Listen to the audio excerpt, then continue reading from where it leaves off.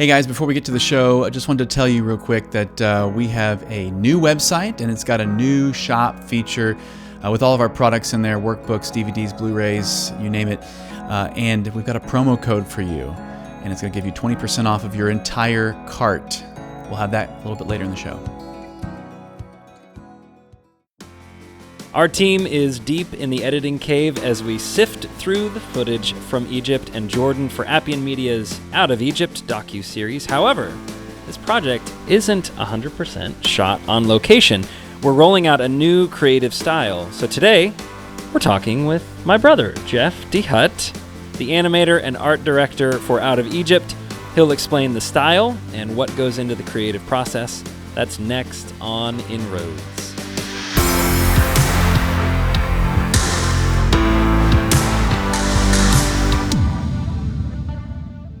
Welcome to inRoads, where we share real-world examples of digital evangelism and provide tips on how we can use today's technology to spread the gospel. Learn more about us and watch our free video series at appianmedia.org.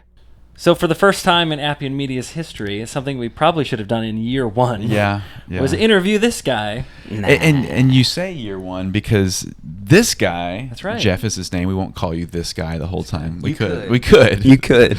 He's the man behind the Appian Media logo.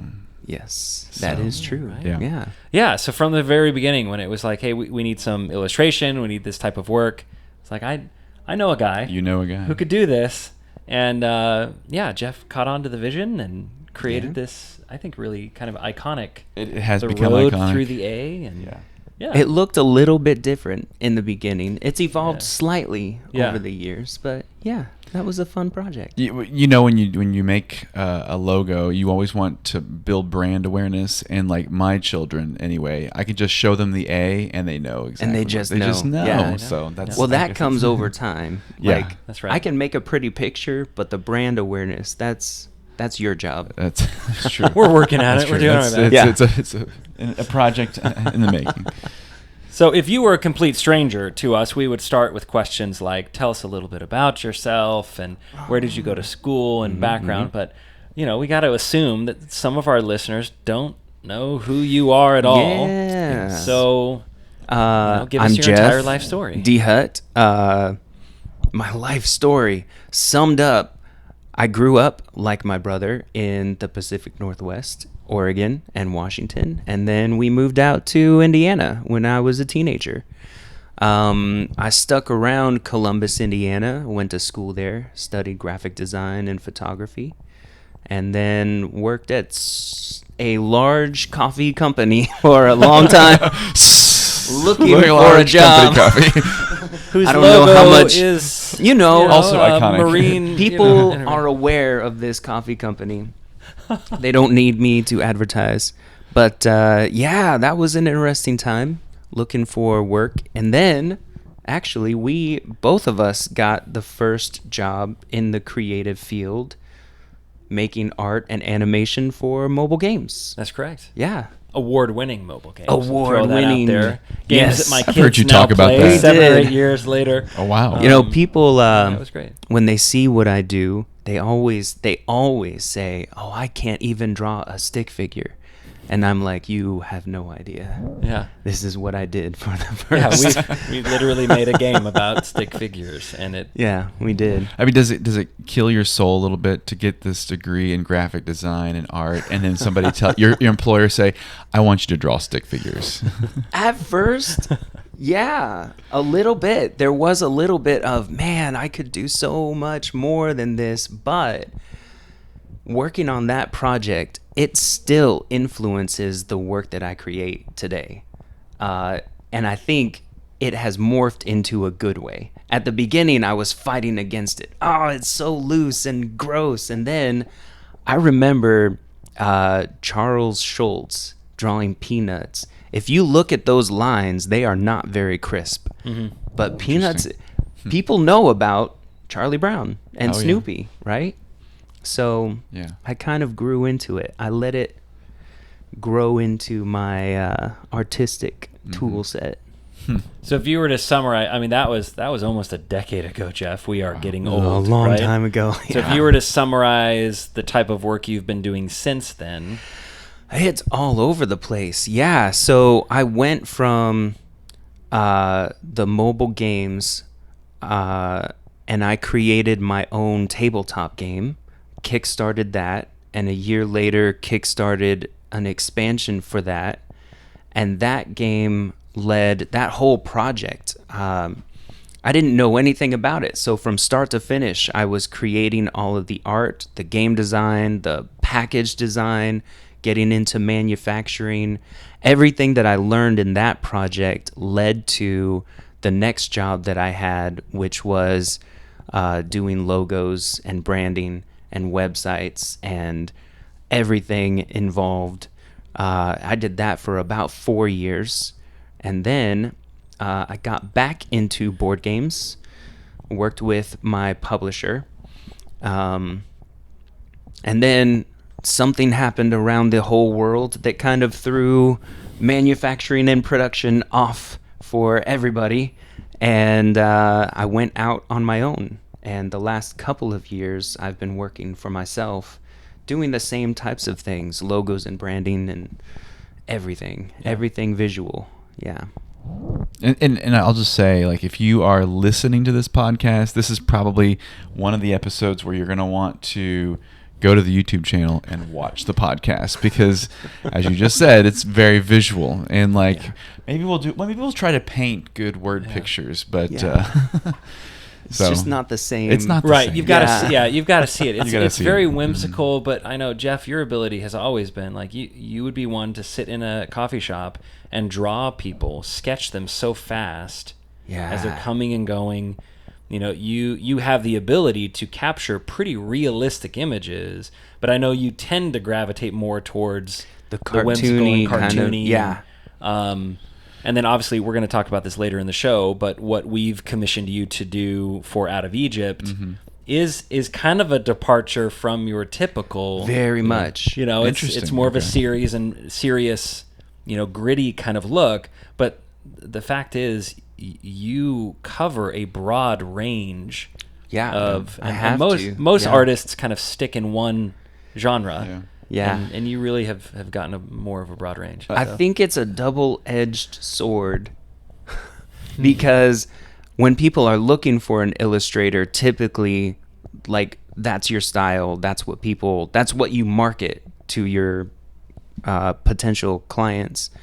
But working on Stickman and other projects throughout the years, especially in the design world, your focus is what works for the client.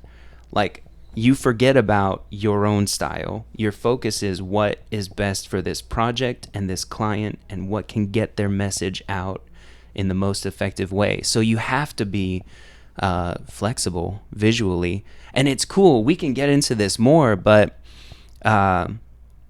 this Out of Egypt project came right after I had done, it was a small project, but it was more comic book feel. We were using superheroes and they have a very graphic novel style that I was working on for a couple of months. And so when this popped up, the Out of Egypt project, I thought, yeah, I could kind of lean into that a little bit more and get some graphic novel visuals into the story of the Israelites. But, we've used the term graphic novel, and I'm going to step back a second, because for me, what I look at as an example is Bible Project, and what they do great stuff. And they started with what seemed like one style, but then they started doing different styles depending on what the series is. And like you said, you've got to really think about what the client's needs are, whether you're designing a website, whether you're making a video, whatever it is. And And that's kind of the way it is with the stories of the Bible. Is like one story might call for one style of animation or video or whatever it is, but then another story is totally different. Yeah. So it's interesting. I'm sitting between two artists because I've heard you talk about it before.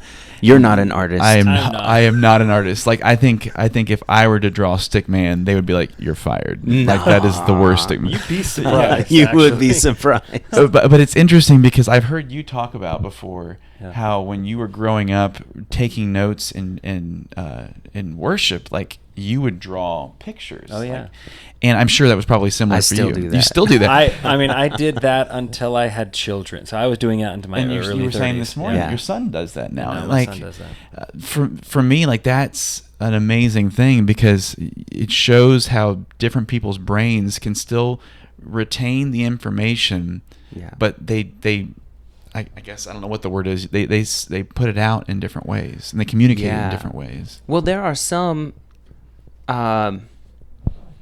I would say for me, like when I'm doing Bible study, it's I retain things better when I can visualize what is being said. Like what's the concept here? I've never been very good at memorizing like book, chapter, and verse, but I can say, "Oh, do you remember in the Bible when it said this?" And I can repeat the concept. So, do you know, like, this is a weird parallel, but like Sherlock Holmes, when he goes into his little mind palace, right? He has a visual representation of all of these things that he remembers. And when I'm reading the Bible, it's easier for me to absorb what are they trying to say? What is the author trying to say if I can put a picture to it and kind of organize the thoughts that way? Yeah, I I've think always that's kind of been that true way. for a lot of people, whether they maybe realize that or not, whether they have the ability to then take that image and put it on a piece of paper. But we are all, to some degree, visual people. Yeah. And so I think... Well, that's the reason that preachers use PowerPoint, right? Right. And before PowerPoint, there was overhead projectors and chalkboards, and I know we've bed sheets. I was about to say that. Like we've gone. You can throughout history, people have used different mediums to help communicate. I was listening to a podcast the other day that was talking about the way the letter to the churches in Revelation would have actually been performed. Interesting. And the person that was speaking it would have said, maybe even used different voices for. It would have been more of a theatrical thing than I think we. Obviously, when we read the passages now, we just read it in one tone. And it's like, but like throughout history, people have used different visual mediums to help communicate something. Well, let's get into some of the images. And I drew some pictures. Yeah. So, and to kind of give everybody a little bit of an evolution of how this came about, you hired Jeff to create a T-shirt design for for the fundraiser for Out of Egypt. And originally, that's all it was going to be. It was like, hey, we need a new image, something that promotes what we're doing. And so, for the backers of the campaign, that exclusive kind of, and you can see a version of that, right? Right. This isn't here. It's not exactly the same. Yeah. It's been altered for the screen, but and so originally that was it. But then the more we got into production, and the more we realized, look, there were going to be chunks of the relaying of the biblical story that we don't have the visuals for that. You can't go and film the Red Sea party. Right. No, you know what? Right. We waited. We sat there at the sea and we just waited. Nothing happened. There was wind all night, but it just it just wasn't enough. And so we very quickly realized we're going to need some illustrations, and we needed it to be serious enough, drawn in such a way so that it didn't feel like, oh, now we're going to the cartoon. Yeah. No, it needed to feel like the same level of soberness. And so then we reached out to you and said, yeah, we need about 45 drawings. We like the T-shirt so much. Can you do 45 more for us? Yeah. Well, and like this story especially lends itself to it because the idea of the Exodus is this retelling of this very grand, very epic story of these people leaving. And so it's like, okay, if there was ever a story in the Bible for us to do some sort of like animated representation, this would, or comic book-esque type story, this would definitely be at the top of the list. Yeah. So anyway, that's kind of where this first image. So I guess if you want, let's just flip through a few of them, and you can kind of we want to hear inside your brain, like the process that went into making some of these. And so then if keeping you're like, in mind, obviously, some people are just going to be listening to this. Again, we would encourage you to watch it on our channels, but try to describe it. So that those listening can. Sure. So we can start, man. So this image is one of the plagues, one of the 10 plagues, specifically the boils. The 10 plagues was probably one of the first that I started, and it was near the end of the last images that I finished. It was a real challenge because what I was thinking for the 10 plagues, each plague is very iconic, and I didn't want the viewer to jump around in Egypt like, oh, now we're the flies, and now it's the frogs, and now it's the boils, and I wanted, the vision that I had was just like in the story, in the Bible story, Moses would keep going back to Pharaoh and say, God has said, let my people go. And if you don't, this thing is going to happen and you're not going to like it. So let my people go, right? He kept going back to Pharaoh. So the scene was almost the same every time. And then it would expand out to, and then the flies came, and then the darkness came. And so I thought, what if the background remained static? And you would see these plagues come in one by one by one. And then you ended with the darkness coming in. And of course, the very last one is very striking. We don't have an image on it here. You'll see it in the movie. That's right. We gotta keep some for Go see the movie. That's right. Of the death of the firstborn. And that's a challenge. Like, how do you depict that in a very, like, not a violent way? You don't want to turn people away, but it's got to communicate. This is serious. So I really did go, especially with that one, a very comic book, graphic novel style effect, rather than here's a literal depiction of the death of the firstborn. Yeah. So with the boils here, like it's kind of gross. Right. Thankfully, most of it is in silhouette with like hinting at the diseases, but these plagues were not pretty. Right. And we're going to be working with an animator to take what you've created and breathe a little bit of life, put a little bit of motion into each of these things. And so, the people will be moving slightly. Camera's going to be moving slightly, just kind of add a little bit of life into what you've already drawn.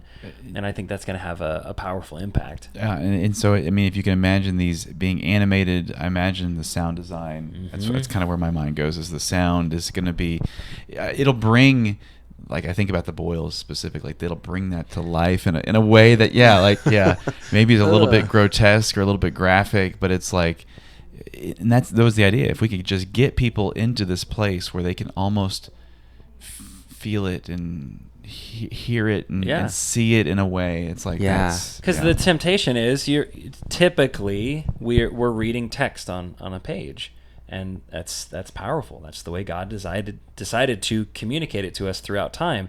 But our brains, at least mine does kind of soften it. They had boils, right? And it spread over the land. No, I mean that would have been It's a big deal. absolutely devastating. Yeah. You think about having poison ivy and how sometimes that prevents you from doing your job. What if the whole country Yeah.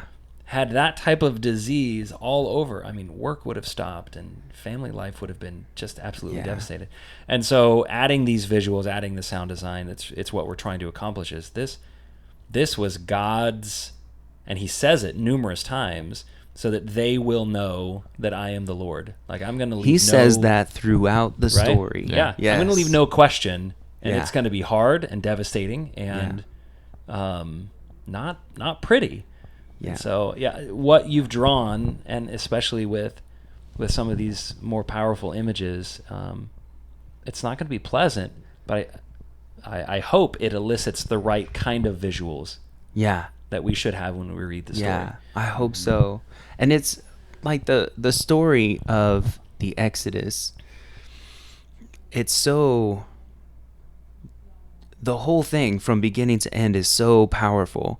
And I love what you just said about the point of all of that was God making his presence known, not just to the Israelites, but to everyone. Mm-hmm. The Egyptians knew God is real, and he doesn't mess around, right? And even after they leave Egypt, right? You don't tell this story in your movie, I don't think, but watching the Israelites as they attempt to go into the promised land over and over and over again, God is saying, I'm going to do this thing so that you will know. Or when he gives the law, do these things so that you will know I am the Lord, right? Yeah, and that reputation followed them. We Yeah. don't get this far, but when they get to Jericho, Yeah. Rahab says, I've heard of you. Yes. I've heard of Yeah. you and what your God has done. I mean, that happened hundreds of miles away, but God made himself known through stuff like that. Yeah, and without going too much down a rabbit trail, like this story of the Exodus is a thing that it's a reputation that follows God throughout the Bible. I mean, you talk about when they were going to take the ark to fight the Philistines, and what's the Philistines' response? Is like, oh, this is the God They knew that decimated Egypt. Yeah. They knew about that. I mean, you're talking, this is hundreds of years later, and so it's like, it follows them for a long time. Okay, let's take a look at another one here. Oh wow. Oh man, this was so this is an image of the pillar of cloud by day and the pillar of fire by night. This one took a long time because it's a lot of detail in it. Yeah, there is. Where to start with this one? So this is actually a combination of two scenes. The way that it was broken up in your shot list was you had the pillar of cloud and a separate shot was the pillar of fire. But the way that it's usually talked about in the story is typically back to back. Not always, but they're the same thing. It's a representation of God with his people, leading them where they need to go. So in this shot, I wanted to combine both of them. I thought it would be a cool visual to have the background morph from day to night and have the pillar of cloud. It starts with the pillar of cloud moving and going into the pillar of fire at night. I mean, what an incredible image. And it reminds me of the point at which I think we also have this one later in the movie when God descends on the mountain with fire and it's shaking, and God's presence is this big thing, right? When God connects with his people, it's a huge, scary thing. And he even sets up that border along the mountain, like, don't cross this line. Only Moses can come up here. I wanted to try to make that feeling of this is a big moment, right? And this this image kind of goes back to, so both Craig and I, we took classes from this lady years ago who owned a frame shop, and she taught graphite, like pencils, just black and white pencils. And we went into like color pencils after that. And if you wanted to go further, you could get into like watercolor and acrylic, I think. I didn't have patience for that. I don't think any of us got quite that far, but I started out, like, most of us were self-taught except for just the classes that we took from that lady. And I love pencils. I use pencils all the time with what I do. And even when I'm working digitally on my iPad, I usually try to emulate, like, what am I used to and what am I familiar with, and pencils is the thing. So this is very much like a pencil. It's a digital pencil drawing. And yeah, there's a lot of like grittiness and texture in that pencil feeling. And I wanted to give enough detail, like in the foreground, that it wasn't just a static plate behind these things, so that when the animator goes through and does their magic, that it will feel like more of a real place, you know? So what does it take to get to this point in the process? I mean, I think about, like, when I've watched some documentaries about Disney movies being made and animated, you see these very rough sketches to start, and then it kind of is it something similar to that? It is, yeah. Oh man, there were a lot of scenes. This one was not really one of them, but there were many scenes that I started and threw away, and started and threw away, maybe half a dozen times before I landed on one that felt right and that I could follow through to finish. And it could be different things, like maybe the texture wasn't working right and I would rework the foliage, just the plants was a big thing. How do I get these plants to look not photorealistic, but not cartoony and weird, like somewhere in between? The scenes of like Moses in the basket on the river were so difficult. I know that I drew those 3 or 4 times, each one of them 3 or 4 times. And I would draw one and think, okay, it's finished, I'm pretty good with it. Then I would work on, a dozen more scenes and go back and say, it just doesn't feel right. And I would rework it and say, okay, it's in a good spot, and back and forth until finally, near the end, I was like, I've gotta. This has got to be the last one. Process, I know. Yeah. I know, the creative process is brutal like that. Yeah. Do you know one of Karen's admonitions to me is in post-production, she's like, will anyone but you know if that change is made or not? And if the answer is no, if no one else will know, then move on. And it's like, but I know, but I'll know that one thing. And she's like, if no one else will know, move on. These things people would know. Yeah, okay. Well, yes. yeah. Oh, they would know. All right, let's look at another one here. Ooh, this is a good one. I like this one. Yeah. So this is the Passover, the institution of the Passover, the man of the home placing blood on the doorposts. And this is one of the few. There are only 2 or 3 images that have color. There aren't many at all. Right. And this is one of them, because color is so powerful. And especially when the rest of the scenes are all in black and white, and you get used to, this is the black and white section, but then there's a pop of color. It really focuses your attention in, like, what is that? What does that mean? This is a really important moment in Israelite history, in our history, right? The institution of the Passover, and how even later in the New Testament, where Jesus uses that to institute the Lord's Supper. This was another one of those scenes that I think this is maybe version 3 or 4, where I started on it and it just didn't look right.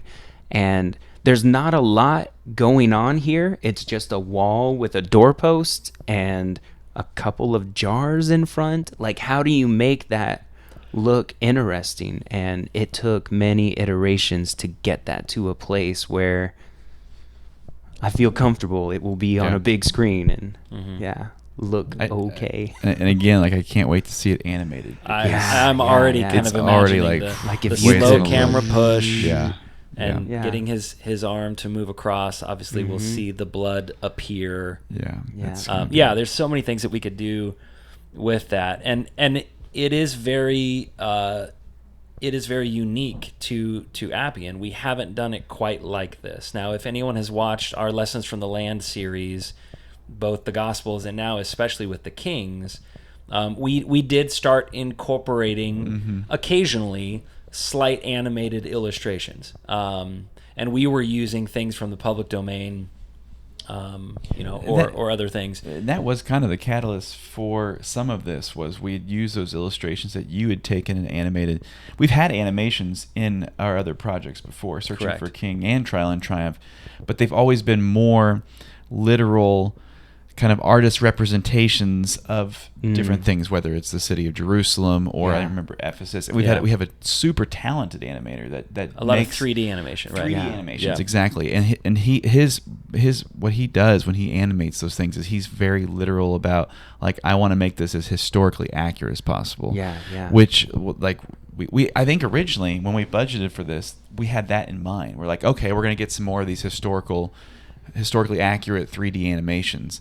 But then we're like, nah, this doesn't really fit the story. And like, so then we landed on these, which are a very different style. Like, but animation has kind of gone through our series. It's evolved into different things. Much like well, there are, like you said, there are places in the Bible where having that literal translation, a visual representation of what's going on, like especially you're talking about like the tabernacle or the temple, or what did that look like? Well, we have measurements for those things, right?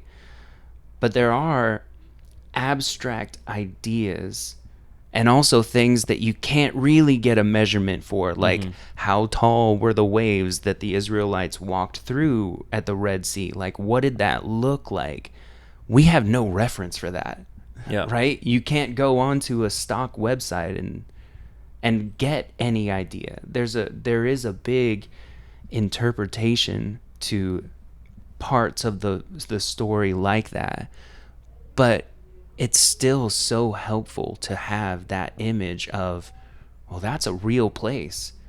Those were real waves. That was real dry ground that they walked on, and imagining this mass of people crossing the Red Sea, and behind them, like, they're trapped on both sides, and having that visual of God delivered his people, that should stick in your mind. Yeah. Absolutely. And I think back the series that didn't have any animations, and it was Following the Messiah, and I can't tell you the number of times that I heard Jeremy say, I can imagine this. I can imagine this, when we were traveling to the different places. And so even in that series, there was this element of, we were showing representations to people of these places and these things that they then would make their own mental image or reorganize their mental image. We use the example of the place where Jesus was born, and people were like, oh, it was like a wooden barn, and like then you showed me it was a cave, and I'm like, my whole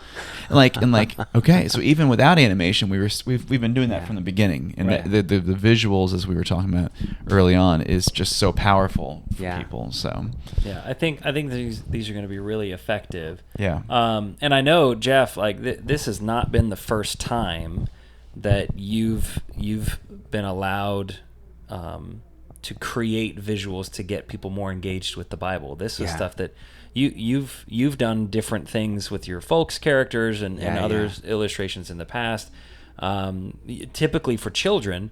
And so I'm thrilled that, we can finally put these two things invest more in you and in your skill set. and combine this something that I know you're passionate about and we're passionate about. Yeah, for sure. Well, there's more work to do. There is. We're not so much done. more We're work not to do. even Yeah. close. Let's look at one more, and Yeah. then we're going to take a break real quick. Cool. Oof. This is good. Yeah, this was a big one. So there were 2 images. There's a series of 3 images talking about the Passover meal. After you put the blood on the doorposts, like what happens next. And 2 of them were based off of references, photo reference, I think it was video reference, that you all had Correct. taken Right. before, right? So if you've seen Appian Media stuff before, you might recognize it's similar, although there were some liberties taken. So it's not one for one. Sure. And this scene, especially looking at the elements on the table of the wine and the bread, I purposefully wanted to make them look slightly more abstract, so the shapes are not like strict. This is a perfectly formed cup or bowl or whatever. The shapes are a little bit off, kind of leaning in the direction of like a classic animated movie, is sort of what I was going for. But there's quite a bit of like shading detail and gritty texture. Each of the images, throughout the whole project, I really wanted that gritty graphite pencil on paper feeling. Obviously, these were all done digitally for specific purposes, right? In order to animate them, it just made sense to have that digitally, but I wanted them to feel as traditional as possible. So, Yeah, for sure. yeah. All right, we've been talking with Jeff Dehut. He is the graphic designer and art director for Appian Media's Out of Egypt, and we're walking through some of his images. We're going to take a quick break, and we'll be right back. Hey everyone, we're going to get back to the show in just a second, but before we do, I wanted to tell you about our new website. It's got all of the great Appian Media content that you're used to on it, and it's got a new shop section. It's organized with all the workbooks, DVDs, Blu-rays, and right now, for our podcast listeners, we have a promo code for you. Podcast20 is the code. If you take that, just type it in at checkout, and you'll get 20% off your entire purchase on our website. So go to appianmedia.org, go to the shop section, and use promo code podcast20 at checkout for 20% off your order. Now, let's get back to the show. All right, welcome back. We are talking with Jeff, and he is the animator. I guess we call him animator or You just graphic called him designer? Jeff. I noticed you left the last name out. I know. You don't want Jeffrey. people Right. to associate the fact that Dehut. there is some relation here. It's or- a Dehut. Dehut. Yes. Are you feeling, at this point in Appian Media's history, you're feeling a little overwhelmed by our family? Look, You start like counting up. You know, you've got Jeremy, and you've got me, and you've got Jeff, and then Justin Dobbs is actually our brother-in-law. Right. I bet we get your sister in here somewhere. Well, too. Lindsay made an appearance and their whole that's right, family they did. in the Listen My Children podcast. So, Look, no. if I were you, I would be I feeling would- a little intimidated. All I can tell is like this is a very creative family. I like it personally because it's like it's so nice to be able to turn to the co-founder and go, we need to do blah blah blah. Because I'm kind of this creative, like always out there. You've got the big And ideas. and so to turn to you and be like, and you're like, oh, I know a guy. I know someone. I know a guy. Yeah. That's helpful. He happens to have the same last name as Yeah, me. yeah. So In fact, we have not mentioned this. Can we do this now? Jeff actually assisted me What did in I do? some of my first short films. boy. Even Oh, prior boy. to film school. let me just scoot over. You Okay, can have. these will never be on the internet ever. No, some of them are. Deja Oh, Vu. please I'm just tell gonna, me. I'm gonna throw Little that one out there. clips. Before Denzel Washington stole my title and Final Destination stole my plot, we made a film called Deja Vu. Yes. and it But was you're not amazing. bitter about it at all. Not at all. Silent Memory. Jeff also Those are helped pretty shoot great, that. This was yeah. shot in Oregon. Jeff played the bad guy. I did. He was I played the such a bad guy. creepster. He had more of a beard and more hair, which was Was I? even more Oh yeah, I was. Okay. I think I was starting to lose my hair, which is why the bad guy kind of. And then, vibe. well, there's an ongoing theme here. So my thesis film coming out of film school was called Reverie Boulevard. I don't even know if you've seen it. I have hope not. you haven't. We've talked about it. Yeah, though. yeah, that's fine. Jeff also I've got played the a creepster DVD. in that You can one. borrow it. Sometimes. Yes, yes. I've wanted to see one of his Oh, films man, it's for so long. so bad. I did. And then I think I did the Undeserving. cover. I Huh? designed the covers for a couple of those. I think. You made the one for Silent Memory. Yeah. Oh, I forgot to mention Silent Memory. which one- That one's not even worth mentioning. Which one Memory. did you guys get kicked out of a parking garage for? Oh, that was Breach. Jeff was not involved. Breach. No, Okay, I was you not. didn't do. Yeah. Okay. He did not have to spend any That's a time in different prison thing. for that particular one. Yeah. No, neither did I, but we got close. Yeah, so it was always like, Jeff and I were always the ones in the family interested in technology, interested in cameras. He was shooting photos, I was shooting video, but it's pretty much the same thing. Yeah. And so it's like, hey, let's make movies. I Well, would it maybe write it and started- direct it, but then I'd be like, hey, Jeff, I need you to. Well, you know. and just thinking through, like, you all have such good creative talents, but they're very different. We were talking about earlier, like, you draw, you do video. Justin is literature, and he writes. Yeah. And, Right. and Jeremy he's kind of this multifaceted. He's a good presenter. He's a good Right. presenter. He's well, very Well, well. we're very- yeah. very people like knowledgeable Jeremy and I, and- yeah. we call ourselves utility players, where it's like we can do a little bit of this and a little bit of this, Yeah. so we can maybe more like project managers. But like, I mean, it's just all so well rounded. Yeah. And like that is very helpful. It's not like you all do video or you all write or Yeah. whatever the case is. So that's kind of nice. But Yeah. yeah. Well, so talking about the background a little bit, it started before you went to school. It's true. I remember how old I was, but I bought the first video camera in our family. Right. And we would go out into the backyard, although Yeah. it quickly turned into Craig is borrowing the camera and he's Right. going to make a movie in the backyard. The first one In the was, cornfield was by our gifted to house. us. It was this piece, like, bless their heart. It was a piece of junk Yeah, camcorder. yeah. But Jeff did end up buying. It was high 8, which yeah, was it like was- not quite HD Yeah. tape. Oh wow. High Tape. 8. Okay, Yeah, tape, so we yeah. were recording on tape. Yeah. But yeah, I probably borrowed it and used it more Oh, than it Jeff. was Did great. you do the post production on those? I did with 2 VCRs. Okay. Yeah. Right? Yeah. And then pausing and playing at the right time. I remember we had music playing in the background of one scene, and it was not because that was added in post. It was because there was a car behind the camera playing it on the speakers while we That's filmed the what scene. That's what you That's did. what we did. In order to get the music. Yeah. in. That's what Wow. we did, yeah. My mind Oh, is we blown. got so My mind is creative. There blown. was a car chase scene where the car The cars barely did not moved. move maybe because 2 none of us miles. were old enough to have our driver's Yeah, license. yeah. To drive. We had a driveway that was 0.2 of a mile long, and Yeah. like that car was crawling. But if you have a man running with a camera in the opposite direction, it kind of looks like things Yeah. are moving. So we had a when- camera. Someone was on a dolly. In fact, so part of this scene, Jeff, if we're thinking of it, the film was called "To Die For In." Oh, yeah. like the hotel, because everyone in the hotel Yeah. started dropping off. It was Okay. amazing. Yeah. And it was like, who's Kind of who's like the killer? 10 Little And the Indians final or- chase scene, the 2 cars were parked in the driveway, Yeah. and it was at night. And so we'd get the camcorder, and someone would stand on a moving dolly, and we'd just roll it past the cars.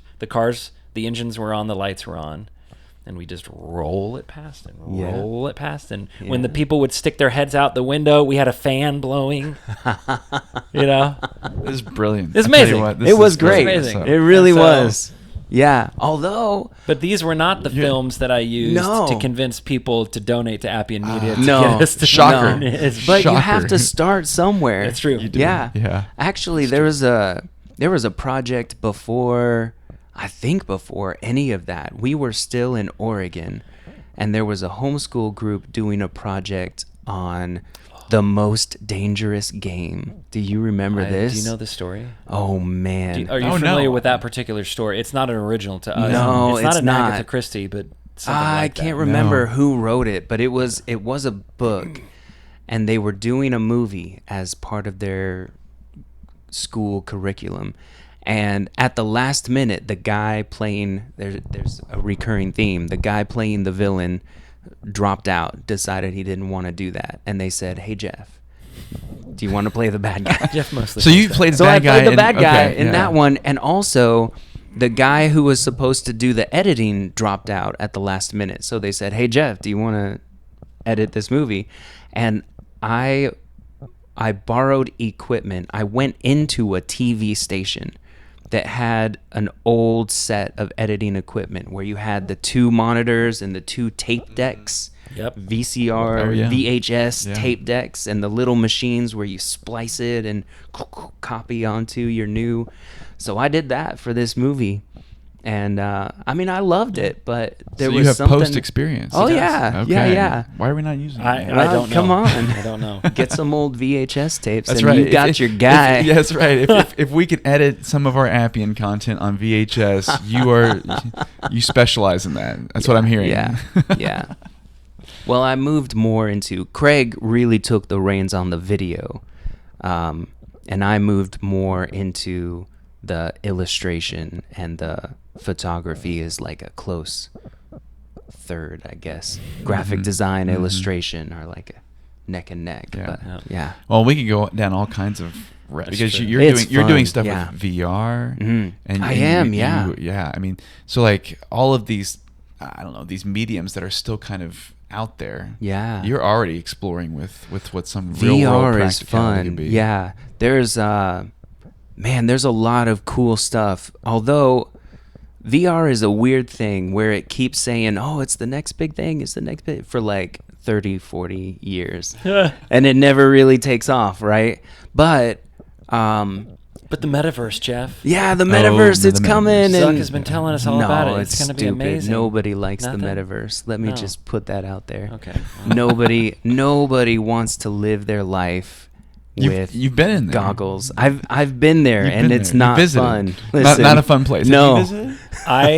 I don't. I still can't even like put my arms around what the metaverse is. Nobody can. Have I put VR headsets on and walked around a place where there are other people? Yes. Yeah. Okay. And Yeah, it's okay. weird, and it's You almost sound like you're Boring. Like you're like a recovering drug addict. right. That's exactly what that is.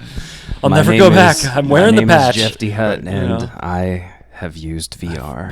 Yeah, I've been to the metaverse. No, I did a project that was really cool. And actually, the guy just reached out to me again. I think we're going to extend this project, but I used VR to sculpt like landscapes, and then run a virtual camera through it that exported to a 3D video experience. So if you had a headset, you could sit down, put your goggles on, and it would walk you through this landscape that a lot of it has been lost to flooding. Like it doesn't exist wow. anymore, but they wanted to recreate it based on photos and stories of the people who used to live there.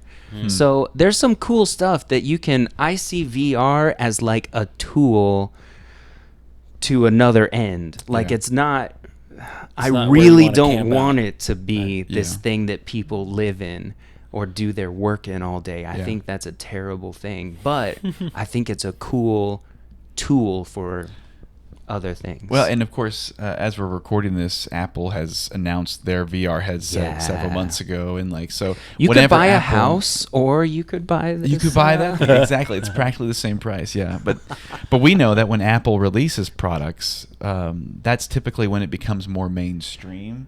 It's and so, possible, yeah, yeah. It's possible. Time will It's tell. we'll see. Yeah, exactly. Yeah. It is very expensive. Look, we are all three of us in here are Apple fanboys. We use the products. Like, Oh yeah. But you and know, even I that That's- came out and I went, well, and, you know, and like, hey, we'll see. It's Yeah. the early adoption. It's in the early adoption phase where you have the people who are extremely into it and are like, I can see this. I'm moving in that direction. Who are going to get it? But eventually, in order to get it to the masses, it's going to have to get more refined and less Yeah, expensive and way less and, expensive. that happens with a lot Yeah. of technology. Yeah. Is you have the early adopters, and then you have the masses, and then you have the late adopters. And you know, I mean, you tend to be more of an early adopter with technology, with new mediums. Yeah. Yeah. And so, like, with all Yeah. these things, like, these are tools which we know can be used for good things, but will also be used for extremely bad and horrible, scary things as well. And so, like, okay, and, you know, I just hope that, like, we, as in like Christians, will find ways to become early adopters and make things for this technology, whatever it is, earlier, instead of being the late adopters who are like, I guess we better get on board with this. Taking over the world. Yeah, what is this Should thing we get a taking over? website? Should we get a website? So, Look, we I have can gone way off the imagine. rails. Listen, Some I- Christians are still there. Like, what's a website, What is a and how do I website? use it That's right. effectively? It's Facebook. I keep Yeah. hearing about. We're really hurting yeah. on Mark today. I'm sorry about that. Yeah, that's the right. We VR sure are. headsets, I can already imagine. In fact, some people are already doing it, where you can walk around ancient versions of the Bible lands. Like, some people have shot 360 video. Yeah. And by putting on a headset, you're immersing yourself in this. And It's there is cool. something about that it's so fascinating to me. We have brought 360 cameras on our most, probably last 2 or 3 trips, and we just haven't quite, like, cracked the code on how to make that easily accessible to the average user. Like, what would they do with it? Yeah. We're working at it, and I want us to continue to work at it. So I'm not hating on VR as a whole. No, it's a cool technology. Right. And that's what we ought to be doing is, look, we're trying to help people understand the Bible better. And there are things that are working well now that we didn't have access to 20 years ago, and I think can help increase people's appreciation and understanding of the Bible. Who knows what kind of tools we'll be using in 20 years? Neuralink. Neuralink. Oh boy. Oh boy. Here, watch our show. I'm That's just right. going to go Yeah, and right. plug that in right there. Right. I always know. wanted to learn another language. Let me just Blink. Yeah. well, I guess let's wrap it up with a couple more Yeah. of the images from out of Egypt, and these are 2, I think, pretty powerful ones. These are cool ones, yeah. Talk about what we're seeing here. So this is Moses by the Red Sea. The Lord is parting the Red Sea. And this scene, I know I couldn't tell you how many times I redrew it because it's such, you don't have any reference for what this looked like. You can't hop on Google and say, show me the parting of the Red Sea. You get some like cartoony looking images, but it's not real, right? You don't have any, nobody was back there taking photos, right? We didn't have cell phones in the pockets. And and I'll just interject here because I think you mentioned cartoony images. That's what we have to go on with some of this stuff. But that can be detrimental, because then if we start to really feed that stuff to kids, they then start to believe that these are made up stories. It's just another fairy tale. It's just another fairy tale. That's a really cool thing. So recently my wife and I went to visit the Ark Encounter, right? And that's a big, they talk about that very thing. They have a whole exhibit of the cartoony version of the Ark and why that's detrimental when you're teaching the story to kids, because it does put it into like fairy tale land. Yep. Like, it didn't really exist. It's a cool story. And then when you grow up, well, you don't really need it. It's not real. It was real. It was real. These moments were real. And we should treat them with more reverence than, like, here's the little stick figure and the little... Because I can actually tell you, this was the image, or this was the moment in the Bible story where I did the same as you. I went on Google and I was like, there is nothing that we can use that's been done. It is not the style that we're looking for. Yeah. And it was this image that I went, we need to hire somebody to do this for us, because we've got a vision in our mind and no one seems to want to capture it that way. Well, in I the love story, what you've ended up with. This was it's tricky. fantastic. Yeah. This one, along with the Egyptians riding in on chariots and getting swallowed up afterwards. Yeah, let's flip over to that one. Both of these, like, back to back, were so tricky. because there's nothing. Like you can't compare it to anything. And when you're looking as an artist, typically you're working from some kind of reference, right? In order to draw from imagination, you have to see it first. You have to know, what does an apple look like? And after drawing it from life so many times, then you don't need to look anymore. Like it's in your head. What does the Red Sea parting look like, and swallowing up an army? What does that look like? I've never seen that before. So both of these were so challenging. And I'll just add, like, I love the detail of it, and even like the Egyptian in this scene looks Egyptian. Yeah. And I've seen a couple of your other images that we're going to use, and we don't really know what the ethnicity was, but we know that they weren't white people. Right. Yeah. And like, that's a big deal for me. Like I've been teaching a class and trying to find an imagery. It's amazing the amount of medieval art is out there where Jesus is depicted as a white guy. And like, again, we when we consume that, because that's what's out there, that's what's available to us, that then becomes our image. Sure. Yeah. And when it's inaccurate, yeah, that's a problem.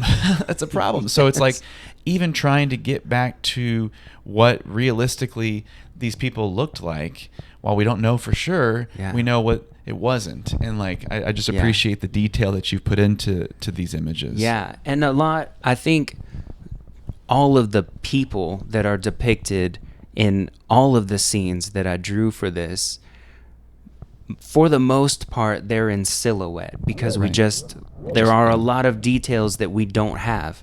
And honestly, what they looked like was not the point. The story is the point. God is the point. And these are characters playing out God's plan. And even Pharaoh denying the Israelites their exodus is part of the plan. So, what kind of headdress was he wearing, or what did he look like? What was his outfit? It doesn't really matter. Right. It doesn't change the story. Yeah. The story is God. Yep. 100%. Yep. Yeah, dude, this has been fun. I'm thrilled. Yeah. Sorry it took us 7 years to finally get you. It's okay. That's all right. Well, we appreciate your talents. Yeah. we Thank really you. do. And like, Thank you. my mind is always turning about like, okay, how can we get Jeff involved in a bigger way and incorporate him in other projects and all kinds of stuff like this. I mean, So, Stu wants you to Thank animate you. Prince of Egypt Part 2. All right. that's exactly what Hey, it let's is. do wants it. to happen. the full animated With the version. musical, he wants you to sing the songs. And, Yes. Yes. But I'm going to put a shameless plug man. for you. So Jeff, obviously, you're a freelancer. You take Yeah. client work, illustration, graphic design, photography. Yes. JeffDehut.com. JeffDehut.com. That's me. Super easy to find. Yeah. But you're on the socials, most of Not them. much, and actually. Not a lot these days. No, but not much. Social media is not good for you. No, I'm saying. That's right. Listen, Let's talk some more about that. Yeah. let's talk. No, that's and watch another. our videos on YouTube. Yeah, that's a separate thing. They can be good, and I think Absolutely, you guys are sure. doing it good. There is a lot of responsibility to use those tools. Right. They're tools, to use those tools well. For me personally, I hopped on just about all of them as they popped up, and over time, for my personal experience, it just wasn't healthy. Yeah. I'm on a couple of them, like LinkedIn, and occasionally MySpace? Are you still doing MySpace? no Pleonast. Twitter Heyo. /X. Jeffrey Dehut is my tag on there, but JeffDehut.com is always the most reliable. JeffDehut.com is where I'm at, and there are contact details on there if you want to get a hold of me. Yeah. Awesome. Yeah. Listen, I'm willing to say I'm going to do this right. Like, if someone wants to comment on one of our videos to actually admit that they were using Pleonast at some point, we will give you something for free. That's fantastic. That's great. Yep. I'll comment get on after board we with get that. on. Yeah, right. Somebody comment that they were Pleonast. on Pleonast. Or I at need least- proof. I need proof. How do you even give proof for that? It's still up. Is it still up? My blog is still there. I was never on Pleonast. Yeah, Incredible. it's so good. But I had I'm gonna friends try that were on and log Pleonast. on Oh after man. That's right. Okay, maybe I need to go and Look, take down that blog I before would- we lose all of our donors. I will admit, I had 1 foot in the world of nerd, and then 1 foot in the world of normal people. Normal people. Well, Jeff and I both have. We stayed both in firmly in the nerddom. Yeah. So. But So what would never Appian left. Media be though without the nerds? Let's be It's honest. very true. It's Yeah. very true. All right, Jeff, thank you so much. We really appreciate it. Thank you. I appreciate it. This has been fun. We will call this the podcast Between Two Nerds. Oh. All right. And boy. that, ladies and gentlemen. And that is the end of our episode. Throughout this season of inRoads, we'll continue highlighting others that are using digital media to spread the good news of the gospel. And we'll also pull the curtain back on Out of Egypt and talk with various members of our own team as we develop, fundraise, and produce our most ambitious, challenging, and rewarding project that we've ever done. That's next time on inRoads. inRoads is a production of Appian Media. We're a nonprofit video production company that's 100% crowd-funded. If you're interested in learning more about how you can support Appian Media so we can continue to create more great free content, visit us at appianmedia.org.